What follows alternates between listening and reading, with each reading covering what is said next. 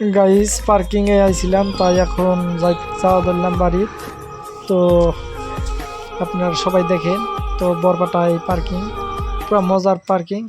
তো এই পার্কিংয়ে আইছিলাম, পুরা এনজয় করলাম, ফুর্তি করে ঘুরলাম। তো এই যে এইখানে আমি সব জায়গাতেই বেড়ালাম, এই জায়গায় নামছিলাম না। তো দেখেন কি ফেসিলিটি, কি সুন্দর। তো এই জায়গা তো আমি নামিয়া পোলটা দেখতেছি, আপনারা সবাই দেখেন। এই যে বহুত ভালোই লাগছে, সুন্দর করে এই জায়গায় এসে রয়ে থেকে ফুর্তি করে যাওয়া যায়।